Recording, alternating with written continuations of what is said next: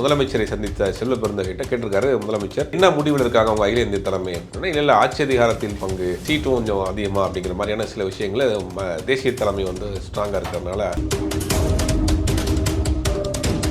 முதலமைச்சருக்கு ஒரு அப்செட். என்னடா இது வந்து அகில இந்திய அளவில் இந்த மாதிரி நம்ம நட்பாக இருந்தாலும் கூட இந்த மாதிரியான ஒரு விஷயத்தை செய்கிறாங்களே அப்படிங்கிற போது தாவேகாவுடன் பேசுவதுங்கிறது ரூமர், வதந்தி. நாங்கள் திமுக கூட்டணியில் பேசி கொண்டிருக்கிறோம், திமுக கூட்டணியில் பேசுவதற்காக நாங்கள் ஒரு குழு போட்டிருக்கிறோம் அப்படிங்கிறது முற்றுப்புள்ளி வச்சிருக்கிறாரு. டிமாண்ட் அதிகமாக இருக்கிறதாக 3 அமைச்சர் வேண்டும். இதை தெரிஞ்சு தான் ராகுல் காந்தி ஓப்பனாகவே சொல்கிறாரு, RSS தொடர்பு இருக்கக்கூடியவர்கள், RSS சித்தாந்தத்தில் இருக்கக்கூடியவர்கள் தயவுசெய்து கட்சியை விட்டு வெளியே போயிருக்கின்றார். ராகுல் காந்தி ஒருத்தர்னால தான் அடிமட்ட தரைமட்டமாக இருந்த கட்சி வந்து இன்னைக்கு ஒரு 100 MP சீட்டோட இன்னைக்கு இந்தியாவினுடைய எதிர்கட்சியாக இருக்குன்னா ராகுல் காந்திங்கிற ஒரு நபரால் தான். உங்களுக்கு எத்தனை % ஓட்டு இருக்குது, எவ்வளோ உங்களுக்கு கேடர்ஸ் இருக்கிறாங்க, களத்தில் எவ்வளோ பேர் இருக்கிறாங்க, எந்த விஷயமும் உங்களுக்கு தெரியாமல் எங்களுக்கு ஆட்சியில் பங்கு கொடுங்க, அதிகாரத்தில் பங்கு கொடுங்க, எனக்கு அவ்வளோ சீட் கொடுங்க, நாங்கள் தாவேகாவுக்கு போகிறோம்னு சொன்னால் ஒரு 5 வருஷம் விஜய் கட்சி நடத்திட்டாரு, நிறைய பிரச்சனைகளை ஃபேஸ் பண்ணிட்டாரு, பார்த்துட்டாரு, தைரியமாக நிற்கிறார் களத்தில்னா நீங்கள் அதுக்கு பிறகு போனால் கூட ஒரு லாஜிக் இருக்குது, ஒரு நியாயம் இருக்குது, அது நடக்குங்கிற வாய்ப்பு இருக்குது. தேர்தல் முடிஞ்சதுக்கு பிறகு வெற்றி தோல்வியை வச்சு தான் இவர் கட்சி நடத்துவாரா, சினிமாவுக்கு நடிக்க போவாங்கிறது தெரியாமல் இருக்குது இன்றைக்கி நிலைமை.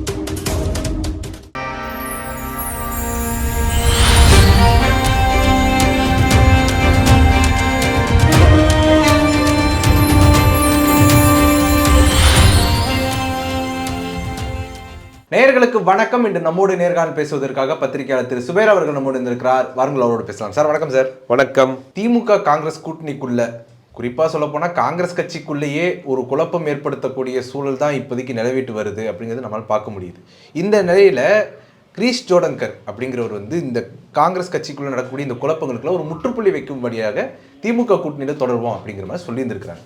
எப்படி பார்க்குறீங்க? திமுக காங்கிரஸ் கூட்டணிக்குள்ள சமீப காலமாக மிகப்பெரிய அளவில் ஒரு குழப்பம் போயிட்டுருக்கு. அவங்க தாவேகாவோட போகிறாங்க, விஜயோட பேசிகிட்டு இருக்காரு, விஜயோட தொடர்பில் இருக்கிறாரு, அவங்க ஆட்சி அதிகாரத்தில் பங்கு கொடுக்குறேன்றாங்க அப்படிங்கிற மாதிரியான செய்திகள் போச்சு. பிரவீன் சக்கரவர்த்தி காங்கிரஸ் கட்சியினுடைய டெல்லியில் இருக்கக்கூடிய முக்கிய நிர்வாகியாக இருக்கிறவர் வந்து நேரடியாக விஜயை போய் சந்தித்தார். திமுக அரசின் மீது கடுமையான குற்றச்சாட்டுகளை வச்சார். யூபிக்கும் தமிழ்நாடுக்கும் ஒப்பீடெல்லாம் பண்ணார். அதற்கு கூட காங்கிரஸ் கட்சிக்குள்ளேருந்தே காங்கிரஸ் எம்பிகள்லாம் கடுமையான கண்டனங்களை தெரிவித்தாங்க. இந்த மாதிரியான ஒரு குழப்பம் போயிட்டு இருக்கப்ப நேற்று 1ஆம் தேதி வந்து முதலமைச்சரை சந்தித்த செல்வ பெருந்தகைட்ட கேட்டிருக்காரு முதலமைச்சர், என்ன முடிவில் இருக்காங்க அவங்க அகில இந்திய தலைமை அப்படின்னா, இல்லை ஆட்சி அதிகாரத்தில் பங்கு, அது மாதிரி சீட்டும் கொஞ்சம் அதிகமாக அப்படிங்கிற மாதிரியான சில விஷயங்களை தேசிய தலைமை வந்து ஸ்ட்ராங்காக இருக்கிறதுனால இருக்கிறாங்கிற ஒரு செய்தியை பாஸ் பண்ணியிருக்கிறாரு. அது முதலமைச்சருக்கு ஒரு அப்செட். என்னடா இது வந்து அகில இந்திய அளவில் இந்த மாதிரி நம்ம நட்பாக இருந்தாலும் கூட இந்த மாதிரியான ஒரு விஷயத்தை செய்கிறாங்களே அப்படிங்கிற போது சிதம்பரத்தை கூப்பிட்டு சொல்லியிருக்காரு, கிளியர் கட்டாக ஒன்று திமுக கூட்டணியில் தொடரலாம், இல்லை அவங்களுடைய விருப்பப்படி பண்ணலாம், தேர்தல் நெருங்கிடுச்சு, அடுத்த கட்ட முடிவுக்கு போகணும் அப்படிங்கிற பிறகு தான் சிதம்பரம் வந்து அகில இந்திய தலைமையில் பேசியிருக்கிறாரு. பேசுறதுக்கு பிறகு தான் சரி இந்த கூட்டணியில் நான் சில சீட்டுகள் முன்னப்பின வாங்கிக்கலாம், அந்த கூட்டணியில் தொடரலாங்கிற முடிவுக்கு வந்து கிரீஷ் ஜோடங்கரை வந்து அவர் தான் தமிழ்நாட்டுக்கு வந்து மேலிட பொறுப்பாளர், அகில இந்திய காங்கிரஸ் கட்சியினுடைய தமிழ்நாடு மேலிட பொறுப்பாளராக இருக்கார். அவர் இன்றைக்கி பத்திரிகையாளர் சந்திச்சிருக்காரு. நாங்கள் எந்த கூட்டணியும் யாரோடும் பேசவில்லை, தாவேகாவுடன் பேசுவதுங்கிறது ரூமர், வதந்தி. நாங்கள் திமுக கூட்டணியில் பேசி கொண்டிருக்கிறோம், திமுக கூட்டணியில் பேசுவதற்காக நாங்கள் ஒரு குழு போட்டிருக்கிறோம் அப்படிங்கிறது ஒரு முற்றுப்புள்ளி வச்சிருக்கிறாரு. இந்த முற்றுப்புள்ளி வச்சாலுமே கூட டிமாண்ட் அதிகமாக இருக்கிறதாக சொல்கிறாங்க. அவங்க என்ன சொல்கிறாங்கன்னா, 3 அமைச்சர் வேணும், ஆட்சியில் எங்களுக்கு பங்கு வேணும், 3 அமைச்சர் வேணும், டபுள் டிஜிட்டுக்கு வேலை, போன முறை வாங்கிய சீட்களை விட போன முறை 25 சீட் வாங்கினாங்க, அதை விட அதிகமான சீட் வேணுங்கிற சில கண்டிஷன்ஸ் வச்சுருக்கிறாங்க அப்படிங்கிற மாதிரி சொல்கிறாங்க. இன்றைக்கி அதில் கூட ப்ரெஸ் மீட்டில் கிரீஷோடங்கிற உங்களை ஆட்சி அதிகாரத்தில் பங்கு கொடுத்தா போவீங்களா அப்படின்னா, எல்லாருக்கும் அந்த ஆசை இருக்கும்ல, கூப்பிட்டா போகுமே அப்படிங்கிற மாதிரி சொல்கிறாங்க. இதுக்கு பின்னாடி ஒரு லாபி ஒன்று நடக்குது, காங்கிரஸ்குள்ள ஒரு லாபின்னு சொல்கிறதா, அதை வந்து ஒரு காங்கிரஸ் கோஷ்டிவாதம்னு சொல்லலாமா? ஆமாம், கோஷ்டியை காங்கிரஸும் கோஷ்டி பிரிக்க முடியாது. RSS அமைப்பு வந்து எல்லா தளங்கள்லையும் இருப்பாங்க, காங்கிரஸ்குள்ளும் இருக்கிறாங்க. அதான் காங்கிரஸுக்கு ஒரு பெரிய சிக்கலே ஒன்றுனா இது ரகசிய ஜனநாயகவாதம். ஆமாம், இல்லை அப்படின்ற ஜனநாயகங்கிற போர்வையில் RSS ஆட்கள் காங்கிரஸ்குள்ளே இருக்கிறாங்க. இதை தெரிஞ்சு தான் ராகுல் காந்தி ஓப்பனாகவே சொல்கிறாரு, RSS தொடர்பு இருக்கக்கூடியவர்கள், RSS சித்தாந்தத்தில் இருக்கக்கூடியவர்கள் தயவுசெய்து கட்சியை விட்டு வெளியே போயிருக்கின்றார். ராகுல் காந்தி ஒருத்தர்னால தான் கட்சி தரைமட்டமாக இருந்த கட்சி வந்து இன்றைக்கி ஒரு 100 MP சீட்டோட இன்றைக்கி இந்தியாவினுடைய எதிர்கட்சியாக இருக்குன்னா ராகுல் காந்திங்கிற ஒரு நபரால் தான். அவர் நடத்திய அந்த பாரத் ஜோடோ யாத்திரைங்கிறனுடைய விளைவு தான் இன்றைக்கி மக்கி போய் கிடந்த காங்கிரஸ் கட்சியை தூக்கி நிப்பாட்டிருக்கிறது அவர் தான். ஆனால் அவரையுமே இன்றைக்கி முடக்கக்கூடிய வேலையை தான் செஞ்சுட்டு இருக்காங்க. இப்போ தமிழ்நாட்டுக்கு வந்தால் தமிழ்நாட்டை பொறுத்த வரைக்கும் எப்பயுமே வந்து என்னென்னா, அகில இந்திய அளவில் காங்கிரஸினுடைய தயவு வந்து திமுகவுக்கு தேவை. தமிழ்நாட்டின் பிரச்சனைகளை நீங்கள் நாடாளுமன்றத்தில் கொண்டு போய் சேர்க்கறதுக்கும் சரி, ஒன்றுபட்டு பல பிரச்சனைகளை எதிர்க்கிறதுக்கு அகில இந்திய அளவில் ஒரு காங்கிரஸ் கட்சி தேவை. தமிழ்நாட்டை பொறுத்த வரைக்கும் திமுகவினுடைய தயவு காங்கிரஸுக்கு மிக மிக மிக மிக முக்கியம். நீங்கள் வட இந்தியாவில் நீங்கள் சீட் ஷேரிங் பண்ணுறதுக்கும் தமிழ்நாட்டில் நீங்கள் சீட் ஷேரிங் பண்ணுறதுக்கும் நிறைய வித்தியாசம் இருக்குது. வட இந்தியாவில் உங்கள் சீட்டை கொடுத்துட்டு போயிடுவாங்க, நீங்கள் தான் மல்லு கட்டணும். தமிழ்நாட்டை பொறுத்த வரைக்கும் அப்படி கிடையாது. நீங்கள் எத்தனை சீட் வாங்கினாலும் கூட்டணி கட்சிகளும் சேர்ந்து உங்களை வெற்றி பெற வைப்பாங்க. நாடாளுமன்ற தேர்தலில் 10 சீட் வாங்கி 10மே இருக்குங்க. போன முறை சட்டமன்ற தேர்தலில் 25 வாங்கி 18 ஜெயிச்சிருக்கீங்க. ஆனால் அதே இது 60 வாங்கி எத்தனை ஜெயிச்சிங்க?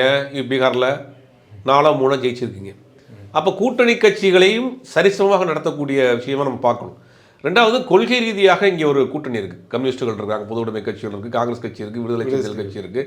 ஒரு கொள்கை ரீதியாக ஒரு பிரச்சனையை ஃபேஸ் பண்ணி உருவாக்கப்பட்ட ஒரு கூட்டணி தொடர்ந்து போயிட்டு இருக்கு, தொடர்ந்து வெற்றியும் பெற்றுக்கிட்டு இருக்கு. 2019, 21, 24 வரிசையாக வெற்றி பெற்றுக்கிட்டு இருக்கு. அதைத்தான் நீங்கள் பார்க்கணும். ஆனால் திருமாவளவன் அவர்களை பொறுத்த வரைக்கும் ரொம்ப தெளிவாக சொல்கிறார், நான் கூட்டணி கதவுகளை அடைத்து விட்டு கூட்டணிக்கான பேச்சுவார்த்தை நடத்திட்டு இருக்கேன் அப்படிங்கிறார். எல்லாம் என்ன சொல்லுவாங்கன்னா, கூட்டணி கதவுகளை திறந்து வைத்திருக்கிறேன், யார் கூட வேணாலும் பேசுவோம், எங்கே வேணாலும் சீட்டு கொடுத்தா அதிகமாக போவோங்கிற மாதிரி தான் பேசுவாங்க. கூட்டணி கதவுகள் திறந்தே இருக்கிறதுங்கிற ஒரு வார்த்தையே தேர்தல் நேரத்தில் அரசியல் கட்சியில் பயன்படுத்துவாங்க. ஆனால் இவர் என்ன சொல்கிறார், கூட்டணி கதவுகளை அடைத்து வைத்து விட்டு நான் கூட்டணி பேசிக்கிட்டு இருக்கேன் அப்படிங்கிறார். கூட்டணி கதவுகளை எங்கே அடைச்சிருக்கேன்னா, பாஜகவுக்கு அடைச்சி வச்சிருக்கிறேன், பாமகவுக்கு அடைச்சி வச்சிருக்கிறேன்.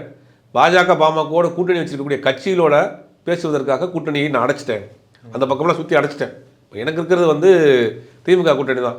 அதே நேரத்தில் தாவேகாவும் நாம் தமிழரும் ஆர்எஸ்எஸ்ஸினுடைய வளர்ப்பு பிள்ளைகள்ங்கிறார். அப்போ அந்த பக்கம் என்னோட கூட்டணி கிடையாது, நாங்கள் திமுக கூட்டணியில் இந்தியா கூட்டணியில் இருக்கிறோம். அது சீட்டு முன்ன பின்ன வரும் போகுதும், அதெல்லாம் தாண்டி கொள்கை ரீதியாக ஒன்றுபட்டு நிற்கணுங்கிற ஒரு தெளிவோடு இருக்கிறார். இந்த தெளிவு காங்கிரஸுக்கு இல்லையே. அகில இந்திய தலைமையாக இருக்கக்கூடிய காங்கிரஸ் கட்சிக்குள் இத்தனை குழப்பங்கள், உங்களை தூக்கி சுமக்கக்கூடிய திமுகவுக்கு மேலும் மேலும் நீங்கள் வந்து காயப்படுத்தக்கூடிய வேலை தான் செய்கிறீங்க. முதலில் இந்தியாவிலே தமிழ்நாட்டில் ராகுல் காந்தி பிரைம் மினிஸ்டர் கேண்டிடேட்டுன்னு அனௌன்ஸ் பண்ணதே திமுக தான். ஆனால் நீங்கள் என்ன பண்ணுறீங்க, இப்போ உங்களுக்கு எத்தனை % ஓட்டு இருக்குது, எவ்வளோ உங்களுக்கு கேடர்ஸ் இருக்கிறாங்க, களத்தில் எவ்வளோ பேர் இருக்கிறாங்க, எந்த விஷயமும் உங்களுக்கு தெரியாமல் எங்களுக்கு ஆட்சியில் பங்கு கொடுங்க, அதிகாரத்தில் பங்கு கொடுங்க, எனக்கு அவ்வளோ சீட் கொடுங்க, நாங்கள் தாவேகாவுக்கு போகிறோன்னு சொன்னால் இது எந்த விதமான அரசியல்? நீங்கள் விடுதலை சிறுத்தைகள் கட்சியும் காங்கிரஸ் கட்சியும் ஒப்பிட்டு பார்க்கணும். உதாரணத்துக்கே சொல்கிறேன், அவர் என்ன சொல்கிறார், இதெல்லாம் நாங்கள் கிளாக் பண்ணிவிட்டு இதுதான் இந்த எல்லைக்குள்ளே தான் நிற்பேன், இந்த எல்லைக்குள்ளே தேர்தல் அரசியலை தாண்டி ஒரு தத்துவ ரீதியான ஒரு விஷயம் இருக்குது. மதவாத எதிர்ப்பு, பாஜக எதிர்ப்பு, சனாதன எதிர்ப்புங்கிற ஒற்றை புள்ளியில் நான் நிற்கிறேன். ஆனால் அந்த ஒரு கொள்கை பிடிப்பு காங்கிரஸுக்கு இல்லையே. நேற்று கட்சி ஆரம்பித்து ஒரு தேர்தலில் கூட சந்திக்காத தாவேகாவை நான் வந்து போயிடுவேன்னு சொல்லிட்டு பார்க்கிங் பண்ணுறதுக்காக அந்த கட்சியை காமிச்சு கூட்டணிக்குள்ள குழப்பத்தை உண்டு பண்ணக்கூடிய வேலையை நீங்கள் செய்கிறீங்க. காங்கிரஸ் நிர்வாகிகள் தொடர்ந்து பேசிகிட்டு இருக்கிறாங்க, எல்லை மீறி பேசுகிறாங்க, கட்சியினுடைய தலைவர்களை தனிப்பட்ட முறையில் பேசுகிறாங்க.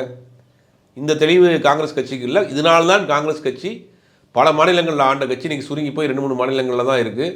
ரொம்ப ஒரு நிலைமையில் பரிதாபத்துக்குரிய நிலைமையில் இருக்குது. தமிழ்நாட்டை பொறுத்த வரைக்கும் காங்கிரஸ் கட்சிக்கு 3-4% இருக்கும் அதிகமாக. பெருசாக இளைஞர்கள் கூட்டமாக வேலை செய்யக்கூடிய கூட்டமாக இருக்குது. ஆனால் திமுகவை பொறுத்த வரைக்கும் பிஎல்ஓ 1, 2, 3 வரைக்கும் அவங்க போட்டு வச்சுருக்காங்க. போட்டு வச்சு 10 பேருக்கு ஒரு நபருங்கிற முறையில் அங்கே கிரவுண்டில் வேலை பார்த்துட்டு இருக்கக்கூடிய ஒரு கட்சி. காங்கிரஸ் கட்சி கூட இருக்கிற பொழுது ஒரு மதசார்பற்ற ஒரு கூட்டணியில் ஒரு முக்கிய கட்சியாக இருக்கக்கூடிய, அகில இந்திய கட்சியாக இருக்கக்கூடிய ஒரு கூடுதல் தகுதி வரும். ஆனால் இந்த காங்கிரஸ்குள் இருக்கக்கூடிய ஆர்எஸ்எஸ் சிந்தனையால் உள்ள நபர்கள் என்ன பண்ணுறாங்கன்னா, இந்த கூட்டணிக்குள்ள எப்படியாவது கூட்டணியை கலைச்சு காங்கிரஸை நடுவில் கொண்டு நிப்பாட்டியதுங்கிறது ரொம்ப தெளிவாக வேலை செய்கிறது யாருன்னா பாஜக இல்லை. பாஜகக்குள் இருக்க காங்கிரஸ்குள் இருக்கக்கூடிய பாஜக ஆதரவாளர்கள், காங்கிரஸுக்குள் இருக்கக்கூடிய ஆர்எஸ்எஸ் ஆதரவாளர்கள் தொடர்ந்து இந்த வேலையை பண்ணிகிட்டு இருக்காங்க. எனக்கு தெரிஞ்சு திமுக இந்த விஷயத்தில் ரொம்ப கவனமாக, பொறுமையாக, நிதானமாக கையாளுறாங்க. நீங்கள் காங்கிரஸ் பிரமுகர்கள் தமிழ் பேசிகிட்டு இருக்க விஷயங்கள்லாம் பார்த்துருப்பீங்க. திருச்சி வேலுசாமியாக இருக்கட்டும், பிரவீன் யார் கடுமையான வாதங்களை வைக்கிறாங்க. ஆனால் திமுக ரொம்ப நிதானமாக இந்த விஷயத்தை ஹேண்டில் பண்ணும். திருப்பி பேசுறதுக்கு எவ்வளோ நேரம் இருக்க போகுது, திருப்பி கருத்துக்கள் சொல்றதுக்கு எவ்வளோ, அவங்களுடைய அவங்ககிட்ட கேட்டால் என்ன சொல்கிறாங்கன்னா, நாங்கள் ஜனநாயகமாக இருக்கிறோம், எல்லாருக்குமே அவங்களுடைய கருத்து ஒரு கருத்துக்கள் சொல்கிறது வேற, வன்மத்தை கற்கிறது வேற. கருத்து சொல்கிறது எப்படின்னா, நீங்கள் ஒரு கூட்டணிக்குள்ளே இருந்துக்கிட்டு நீங்கள் வெளியில் கருத்து சொல்லக்கூடாது. ஒரு கூட்டணியில் இருக்கீங்க, கூட்டணியை விட்டு வெளியில் போய் 1000 கருத்து சொல்லுங்கள், பிரச்சனை இல்லை. ஒரு கூட்டணியில் இருக்குன்னா ஆட்சியினுடைய குறைநிறைகளை சொல்லலாம். தனிப்பட்ட முறையில் இன்னொரு கட்சியோடு நாங்கள் கூட்டணி வச்சுட்டு இருக்கிறோம், அந்த கட்சி ஒரு கட்சியை எதிர்த்து அரசியல் பண்ணிகிட்டு இருக்கு, அந்த கட்சியோடு நாங்கள் கூட்டணி வைப்போம், பேச்சுவார்த்தை நடத்துவோம், ஆனால் இந்த கூட்டணியில் நான் இருப்போம்னு சொல்கிறது வந்து அவர்களை காமிச்சு நீங்கள் சீட்டு வாங்குறது மாதிரி மிரட்டி இல்லைன்னு நாங்கள் போயிடுவோன்னு. அப்படி போனால் திமுக ஒரு பெரிய இழப்பு கிடையாது. அவங்களுக்கு இருக்கக்கூடிய 3% ஓட்டை அவங்க வந்து ஃபில் பண்ணுறதுக்கு நிறையா கட்சிகள் வெயிட்டிங் இருக்குது. தேமுதிக இருக்குது, ராமதாஸ் தலைமையான ஒரு பாமக இருக்குது, இன்னும் சில கட்சிகளை உள்ளே கொண்டு வந்து வச்சுட்டாங்கன்னா அவங்க பேலன்ஸ் பண்ணி போயிடுவாங்க.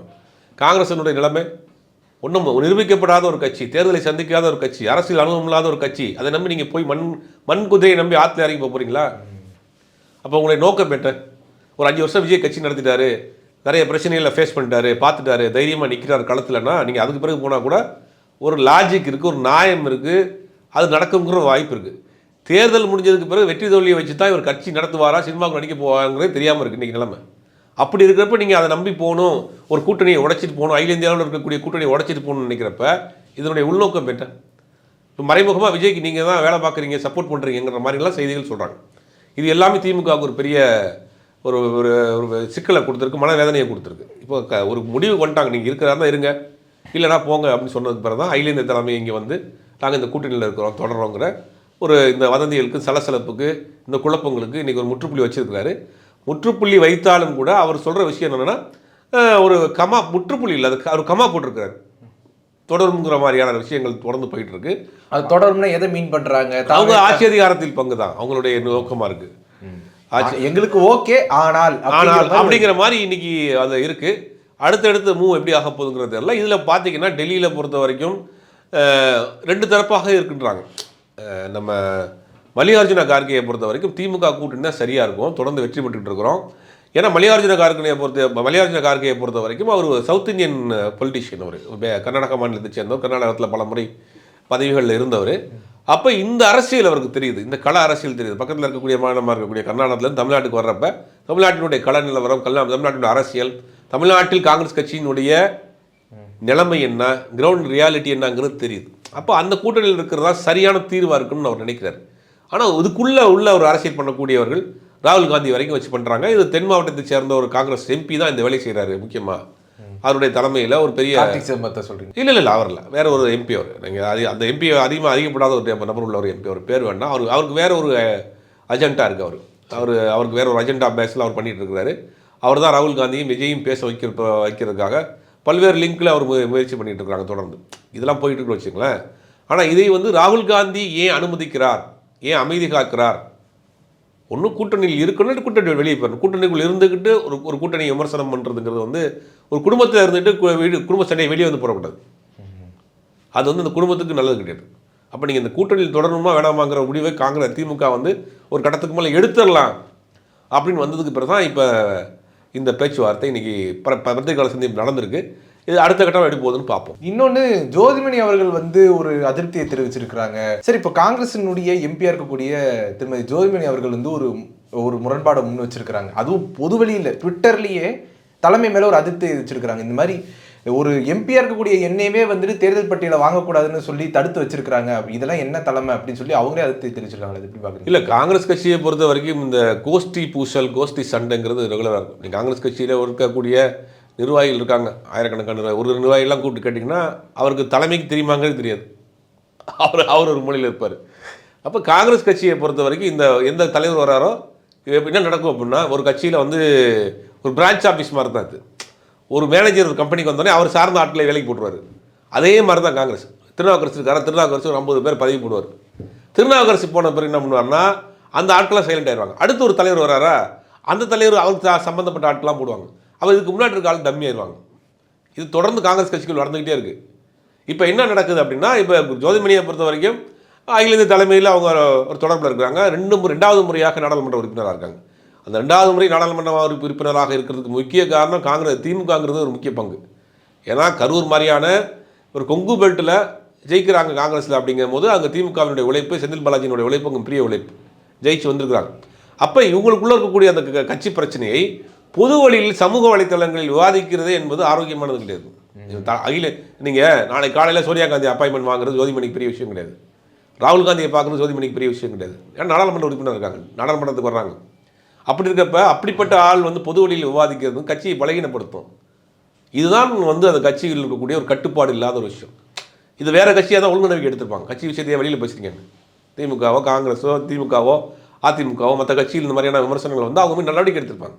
இப்போ எல்லா கட்சியிலையும் ஒரு மனக்குமுறல் இருக்கும், ஒரு பிரச்சனை இருக்கும், ஒரு சின்ன சின்ன வேறுபாடுகள் இருக்கும். அதை வந்து சரி செய்கிற இடம் வந்து சமூக வலைதளங்களா சோஷியல் மீடியாவில் உட்காந்து உங்கள் பிரச்சனையை பேசுவீங்க? இந்த புரிதல் கூட இல்லாமல் இருக்கிறாங்கிறது தான் அந்த கட்சிக்குள் பெரிய ஆச்சரியமாக இருக்குது. உங்களுடைய நேரத்தை ஒதுக்கி எங்களோட கருத்துல பார்த்தமைக்கு நன்றி சார்.